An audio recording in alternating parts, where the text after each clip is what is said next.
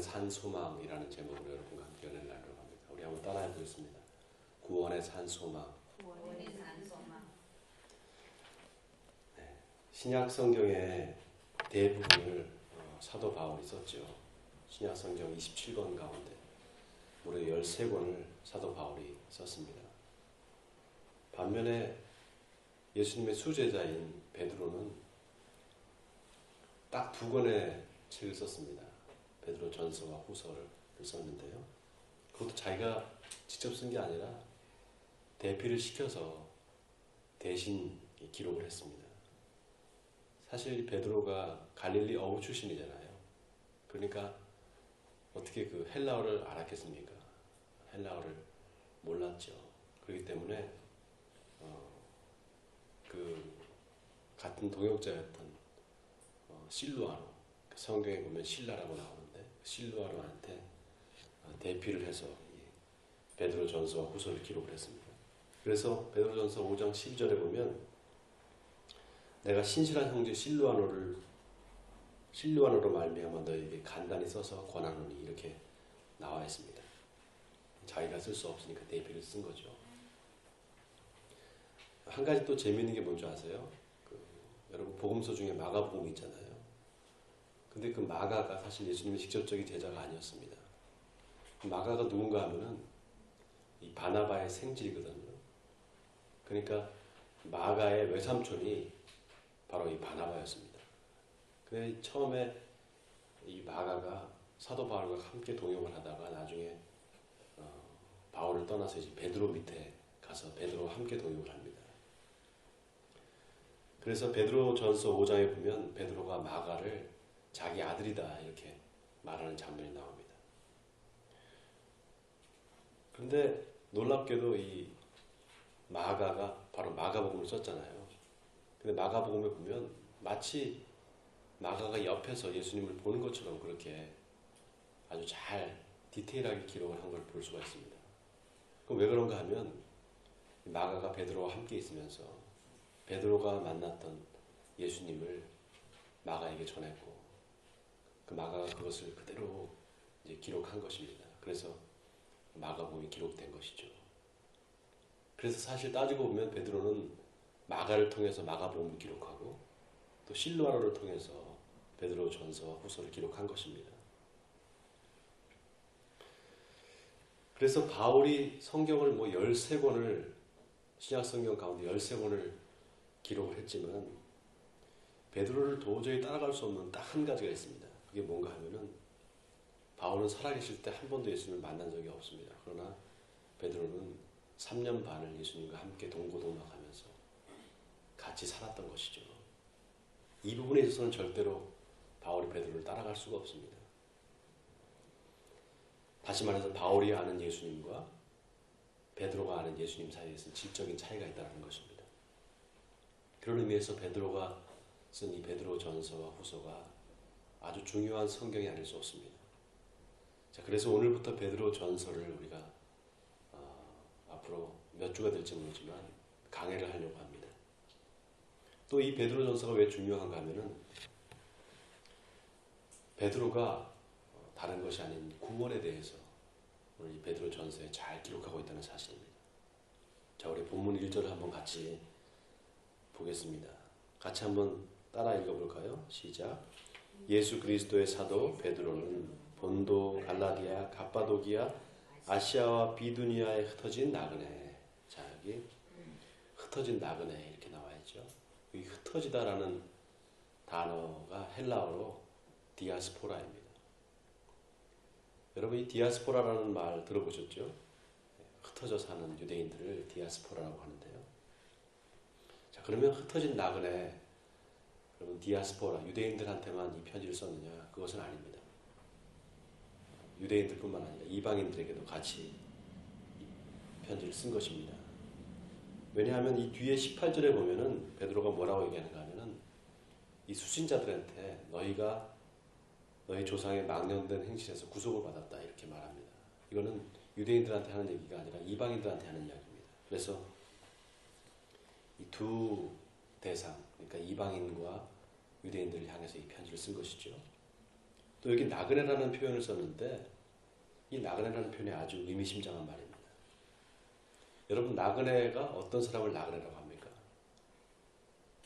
이국 땅에서 잠깐 살고 있는 사람, 다시 떠날 사람을 나그네라고 하잖아요. 히브리서 11장에 보면은 아브라함과 이삭과 야곱을 히브리서 기자가 이야기하면서 이 사람들은 다 믿음을 따라 죽었으며 또 땅에서 외국인과 나그네임을 증언하였다, 이런 표현이 이렇게 나옵니다. 여러분, 하나님이 나는 모세의 하나님이다 이렇게 말씀하지 않죠. 나는 아브라함의 하나님이다, 이삭의 하나님이다, 야곱의 하나님이다 이렇게 말씀하시잖아요. 왜냐하면은 이거는 아브라함과의 언약을 말씀하시는 겁니다. 그 언약을 아브라함하고만 맺은 게 아니라 아브라함의 아들이었던 이삭과 또 그 아들인 야곱과 함께 그 언약을 맺었습니다. 그래서 히브리서 11장 9절에 보면 아브라함이 약속의 땅에 거류하여 동일한 약속을 유업으로 받은 이삭과 야곱과 더불어 장막에 거하였다 이렇게 나와 있습니다. 또 기가 막히게도 이 세 명이 한 군데 묻힙니다. 아브라함이 그 자기 아내 사라를 위해서 산 매장지가 있잖아요. 막벨라 굴. 그 막벨라 굴에 아브라함과 이삭과 야곱이 이렇게 같이 묻힙니다. 왜 그랬느냐? 히브리서 11장 15절에 보면 그들이 나온 바 본향을 생각했다면 돌아갈 기회가 있었지만 그러나 더 나은 본향을 사모하니 곧 하늘에 있는 것이라. 이러므로 하나님이 그들의 하나님이라 일컬음을 받으심을 부끄러워하지 아니하시고 그들을 위하여 한 성을 예비하셨느니라. 이렇게 기록되어 있습니다. 자, 여기 하늘에 있는 한 성, 이게 무엇일까요? 하늘에 하나님께서 준비해 놓으신 영원한 천국을 이야기하는 것입니다. 그러니까 베드로가 흩어진 나그네에게 편지한다. 이건 무슨 뜻인가? 너희가 이 땅에 살지만 실은 천국을 소망하며 사는 그런 나그네들이다, 이런 뜻입니다. 자, 그 다음 2절을 우리 한번 같이 보겠습니다. 또 같이 한번 읽어볼까요? 시작. 곧 하나님 아버지의 미리 아심을 따라 성령이 거룩하게 하심으로 순종함과 예수 그리스도의 핏부름을 얻기 위하여 택하심을 받은 자들에게 편지하노니 은혜와 평강이 너희에게 더욱 많을지어다. 자, 여기 보세요. 성부, 성자, 성령 삼위일체 하나님이 이 본문에 다 나와 있습니다. 자, 곧 하나님 아버지의 미리 아심을 따라 성부 하나님을 이야기하죠. 자, 여기 하나님의 미리 아심이라는 게 뭔가? 바로 하나님의 선택을 이야기합니다. 이 하나님의 선택은 절대적인 하나님의 주권입니다. 그렇기 때문에 인간이 왜 그 사람을 선택하고 나는 선택하지 않았습니까? 이렇게 말을 할 수가 없습니다. 그래서 구원은 오직 하나님께만 달려 있습니다. 제가 지난번 설교 때 그런 말씀드렸죠. 구원의 확신, 그 구원의 확신이라는 말에서 확자를 빼고 신자만 있어도 된다. 그래서 우리가 구원을 소망한다 이렇게만 이야기할 수 있지 우리가 구원을 확신한다 이렇게 말할 수 없다고 말씀드렸던 이유가 바로 여기 있습니다. 왜냐하면 구원은 하나님께 속한 것이지 인간이 그걸 이렇다 할 수가 없는, 우리가 주무를 수 없는 그런 문제이기 때문에 그렇습니다. 자, 그런데 보세요. 하나님의 미리 아심, 즉 하나님의 주권적인 선택으로부터 우리가 어떻게 구원에 이르게 되는가. 자, 이제부터가 중요합니다. 베드로가 하나님의 미리 아심을 따라 그 다음에 뭐라고 말합니까? 성령의 거룩하게 하심으로 이렇게 말합니다. 자, 여기 보세요. 제일 먼저 하나님, 성부 하나님이 나오고 그 다음에 성자 예수 그리스도가 나와야 될 것 같은데 바로 성령이 나옵니다. 우리가 보통 성부, 성자, 성령 이렇게 얘기하지 성부, 성령, 성자 이렇게 얘기 안 하잖아요. 근데 베드로는 성부 하나님을 언급한 다음에 바로 성령을 이야기하고 있습니다. 왜 그런가? 그것은 성령이 아니면 예수 그리스도를 알 수 없기 때문에 그렇습니다. 지난주에 제가 칭의와 성화가 사실은 같은 말이다 이렇게 말씀드렸죠. 근데 보세요. 성령이 하시는 일이 뭡니까? 우리를 어떻게 한다고요? 거룩하게 하신다 그랬습니다. 여기 거룩하게 하심, 이게 바로 성화입니다. 거룩하게 되는 것, 거룩하게 변화시켜 주시는 것, 이게 바로 성화입니다. 자, 이 성령이 거룩하게 한다는 게 구체적으로 무슨 뜻인가? 이 말은 내가 열심히 뭐 어떤 노력을 해서 내가 거룩해지는 게 아니라는 겁니다. 오직 하나님만이 우리를 거룩하게 구별해 주셔야만 우리가 거룩하게 될 수 있다는 겁니다. 자, 이게 뭔가 바로 또 칭의입니다. 거룩하게 구별된, 의롭게 하심, 바로 이게 칭의입니다. 예수를 믿음으로 우리가 의롭게 되었다라는 뜻이 바로 이 뜻입니다. 그걸 누가 하시는가? 그 주체가 누구인가? 바로 성령이 하신다 이 말입니다. 그러니까 칭의와 성화를 누가 하시는 겁니까? 성령 하나님이 하시는 것이죠. 여러분 이거 아멘입니까? 자, 그래서 성경에 거룩해졌다. 그럼 이걸 우리가 볼 때 성경에 거룩해졌다 이런 말이 나오면 이게 성화됐다는 얘기를 하는 거구나 이렇게 우리 읽을 수가 있어야 됩니다. 자, 그 다음에 순종함과 예수 그리스도의 피뿌림을 얻기 위하여 택하심을 받은 자들에게 편지한다. 은혜와 평강이 너에게 더욱 많을지어다 이렇게 말합니다. 여기 순종함이라는 말이 헬라어로 휘파코엔이라고 합니다. 이 휘포라는 뜻이 뭐뭐 아래에 있다는 뜻이고요. 코엔은 듣는다는 뜻입니다. 그러니까 직역을 하면 뭐뭐 아래서 듣는다 이런 뜻이죠. 그래서 여기 문맥에서 보면 바로 예수 아래서 듣는다 이런 뜻을 갖고 있습니다. 그러니까 예수 아래서 듣는 것, 그게 바로 순종함, 순종이다 이런 뜻이죠. 그러니까 성령이 하시는 일이 또 뭐냐? 예수님의 말씀에 순종하게 만든다 이 말입니다. 우리가 어떤 사람을 볼 때 저 사람 천국 갈 사람이다, 저 사람은 지옥 갈 사람이다 이렇게 우리가 쉽게 판단할 수는 없습니다. 왜냐하면은 지금 당장 예수를 믿지 않는 사람이라도 하나님의 어떤 계획 속에서 다시 예수를 믿게 될 수도 있고, 또 지금은 잘 믿는 것처럼 보이지만 나중에 그 사람이 배교를 하고 떠날 수도 있습니다. 그렇기 때문에 우리가 저 사람 구원받을 사람이다, 저 사람 지옥 갈 사람이다 이렇게 말할 수 없습니다. 그런데 한 가지 구원받을 사람과 구원받지 못할 사람의 특징이 있습니다. 그걸 보면 우리가 대충 알 수는 있습니다. 그게 뭔가 하면은 구원받을 사람은 이 복음을 들을 때 순종합니다. 그런데 구원받지 못할 사람은 복음을 들을 때 순종하지 않습니다. 여러분 이게 아주 중요합니다. 왜냐하면 우리가 예수를 믿는다 그러면 다 구원받는다 이렇게 우리가 이야기하지 않습니까? 그런데 예수 믿는다는 사람들이 순종하지는 않습니다. 순종하는 사람이 그렇게 많지 않습니다. 다시 말하면 믿는다고 하지만 행함이 없는 사람, 믿는다고 하지만 행위가 따라오지 않는 사람, 그런 사람이 많다 이 말입니다. 왜 그런가? 오늘 이 베드로의 말대로 하면 그 사람한테 성령이 없기 때문입니다. 왜냐하면 성령이 아니면 예수님의 말씀에 순종할 수가 없기 때문입니다. 베드로가 왜 하나님의 미리 아심, 즉 선택을 이야기하고 나서 예수님을 이야기하지 않고 성령을 이야기했을까요? 저는 이게 베드로의 개인적인 경험 때문이 아닐까 이렇게 생각을 합니다. 여러분 베드로가 3년 반을 예수님을 쫓아다녔잖아요. 그런데 결국 예수님을 3번이나 모른다고 부인을 했습니다.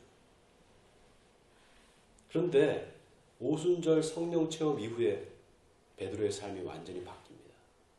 베드로가 완전히 변화됩니다.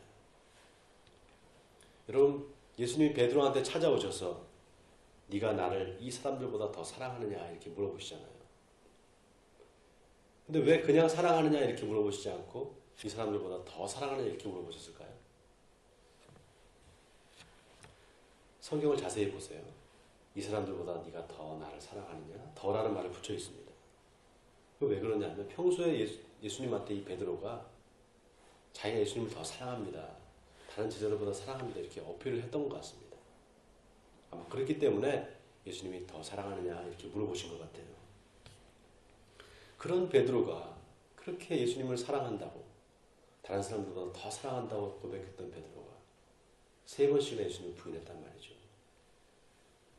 여기서 우리가 한번 생각해 봐야 됩니다. 우리가 예수님 사랑합니다. 하나님 사랑합니다.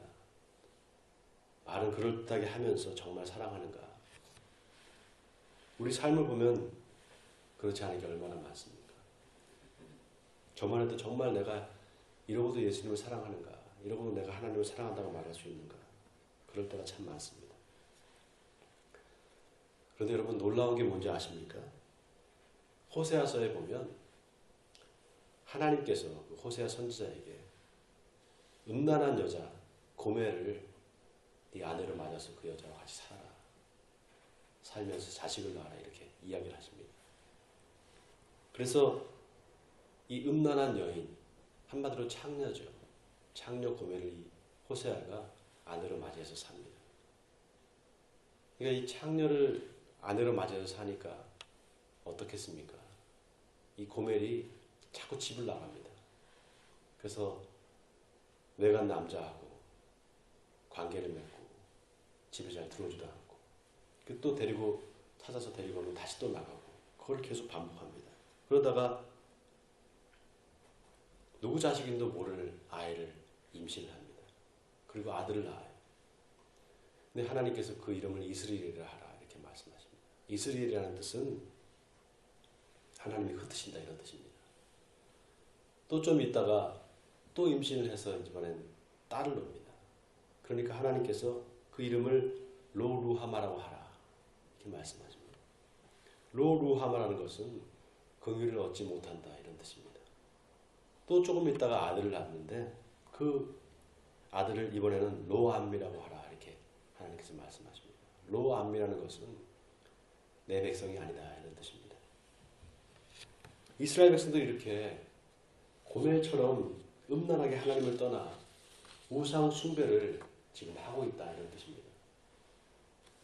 그런데 하나님이 그 이스라엘 백성들을 끝까지 버리지 않고 사랑하십니다. 계속해서 호세아를 통해서 다시 데리고 와서 살아라. 다시 데리고 와서 살아라. 이게 바로 하나님의 마음이신 것입니다.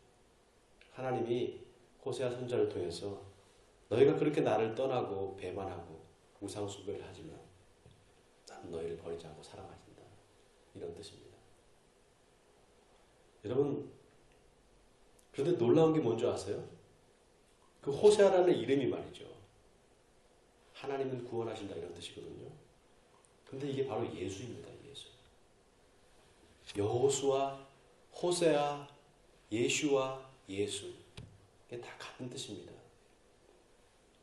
그러니까 호세아서 전체가 예수님의 사랑을 지금 이야기하는 것입니다. 하나님이 바로 그런 분이라는 겁니다.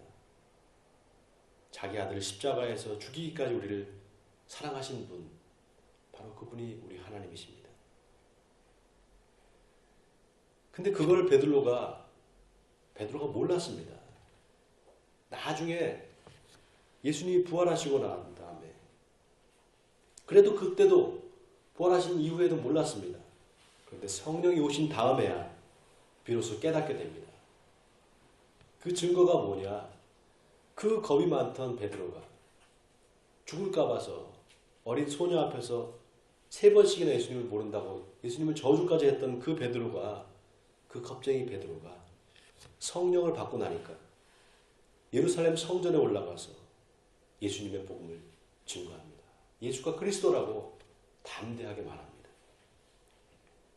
여러분, 성령이 아니면 예수님은 그리스도라고 증거할 수가 없습니다. 교회에서 전도해라, 전도하십시다. 아무리 이야기해봤자 전도 안 합니다. 아니, 못합니다. 그런데 성령을 받으면 하지 말라고 해도 전도를 하게 됩니다. 왜냐? 내가 하는 게 아니라 성령이 하시기 때문에 그렇습니다. 사도행전을 보십시오. 오순절 성령이 임하자 그들이 다 성령의 충만함을 받고 성령이 말하게 하심을 따라 다른 언어들로 말하기를 시작한다 이렇게 나와 있습니다. 성령이 말하게 하심을 따라서 했다는 것입니다. 또 하나 놀라운 게 예수님이 베드로한테 네가 나를 사랑하느냐 3번 물으실 때 베드로가 뭐라고 대답합니까? 그렇습니다, 예수님. 내가 주님을 사랑합니다. 이렇게 대답하죠. 그때 예수님께서 내 양을 먹이라, 내 양을 치라 이렇게 말씀하신 다음에 뭐라고 하시는지 아십니까? 내가 진실로 내게 이르노니 네가 젊어서는 스스로 띠뛰고 원하는 곳을 다녔지만 늙어서는 내 팔을 벌리니 남이 내게 띠뛰고 원하지 아니하는 곳으로 데려가리라. 자, 이 말이 무슨 뜻인가? 네가 젊어서는 내 말에 순종하지 않았지만 나중에 순종하게 될 것이다 라는 겁니다. 여러분, 결국 베드로가 어떻게 죽습니까? 예수님이 말씀하신 대로 로마에서 십자가에서 2 팔을 벌리고 거꾸로 매달려서 순교를 합니다. 성령이 임한 후에 베드로는 결국 죽기까지 예수님의 말씀에 순종한 사람이 되었다는 것입니다. 여러분, 내가 하는 게 아니라 내 안에 성령이 하시는 겁니다. 여러분, 이거 믿으십니까? 원하기는 여러분에게 주님의 성령이 임하시길 예수님의 이름으로 축원드립니다. 또 하나, 예수 그리스도의 핏부림을 얻기 위하여 택하심을 받은 자들에게 편지하노니 이렇게 말합니다. 자, 여기 예수 그리스도의 핏부림을 얻기 위하여 택하심을 받았다. 이 말이 또 의미심장한 말입니다. 이 말은 예수의 피가 우리를 살렸다. 우리의 죄가 예수 그리스도의 보혈로 인해서 깨끗하게 씻김을 받았다는 것입니다. 그러니까 보세요. 하나님의 미리 아심, 하나님의 그 주권적인 선택이 어떻게 우리를 구원에 이르게 합니까?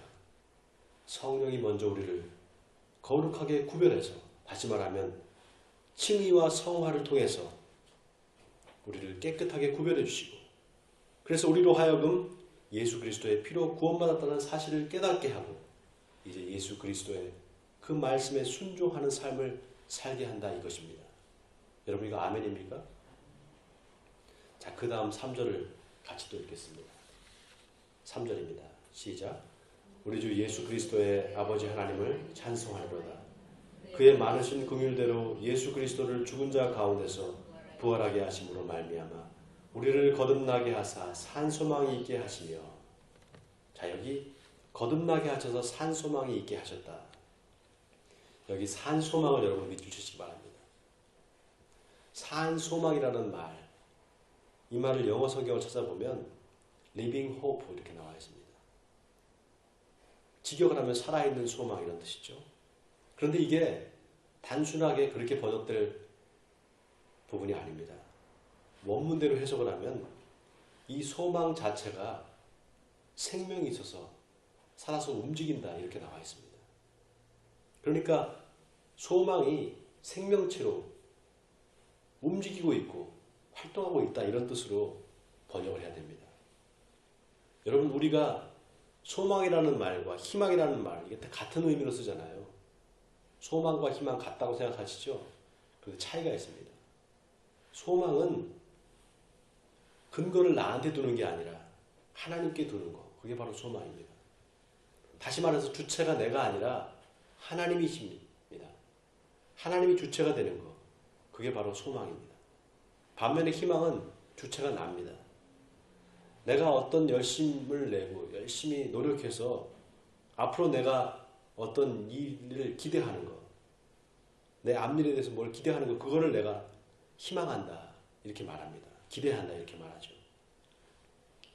자, 그래서 구원을 소망한다는 것은 하나님이 주체가 되셔서 나를 구원하실 것을 내가 믿는다 이 뜻입니다.